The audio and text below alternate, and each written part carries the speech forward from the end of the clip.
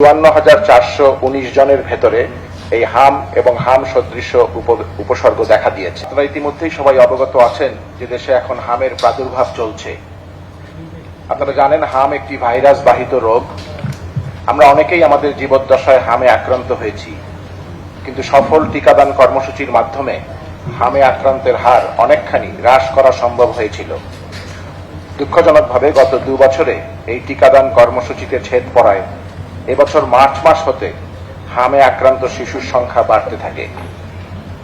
গতকাল ১৪ই মে ২০২৬ পর্যন্ত এই ২ মাসে ৫৪,৪১৯ জনের ভেতরে এই হাম এবং হাম সদৃশ উপসর্গ দেখা দিয়েছে।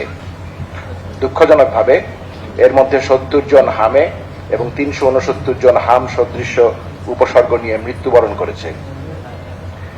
যেহেতু এই হামজনিত মৃত্যুর অন্যতম প্রধান কারণ শ্বাসতন্ত্র বিকল হয়ে পড়া এবং নিউমোনিয়া, সে কারণে আমরা দেশের বক্ষব্যাধি বিশেষজ্ঞগণ শিশু বিশেষজ্ঞদের সাথে বসে এই ব্যাপারে সবাইকে সচেতন করার উদ্যোগ নিয়েছি।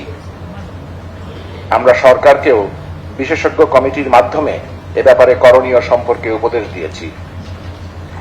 যে ৪টি মূল বিষয়ের উপর আমরা গুরুত্ব দিয়েছি সেগুলো হলো: ১. অগ্রাধিকার ভিত্তিতে হামের টিকাদান কর্মসূচি অব্যাহত রাখা, যা আপনারা জানেন ৫ই এপ্রিল ২০২৬ থেকে চলমান আছে। ২.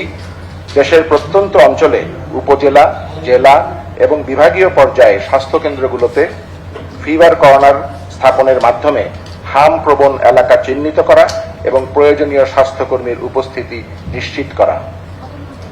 ৩.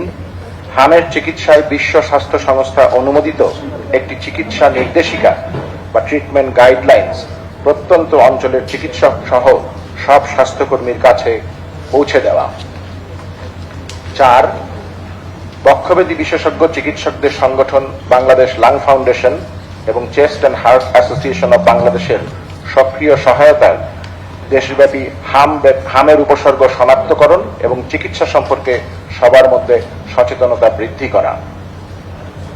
সরকারি উদ্যোগের পাশাপাশি আমরা চিকিৎসকরা বিভিন্ন স্বাস্থ্যকর্মীদের সহায়তায় সারা দেশের প্রত্যন্ত অঞ্চলে হামের প্রাথমিক চিকিৎসা দিয়ে যাচ্ছি।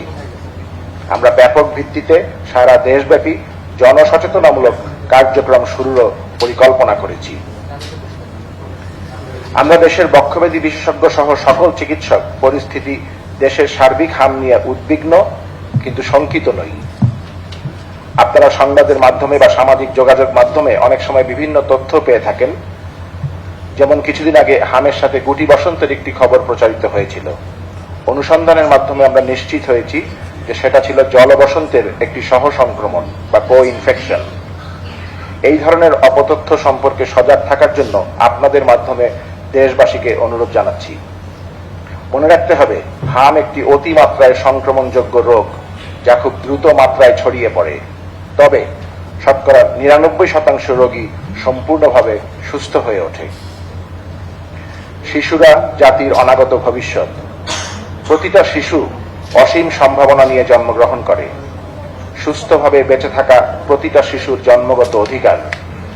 যে কোনো শিশুর মৃত্যু শুধু তার পরিবারের জন্য নয়, সমগ্র জাতির জন্য এক অপূরণীয় ক্ষতি।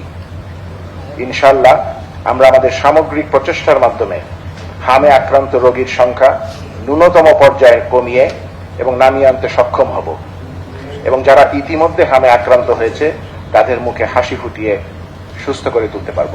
আল্লাহ হাফেজ।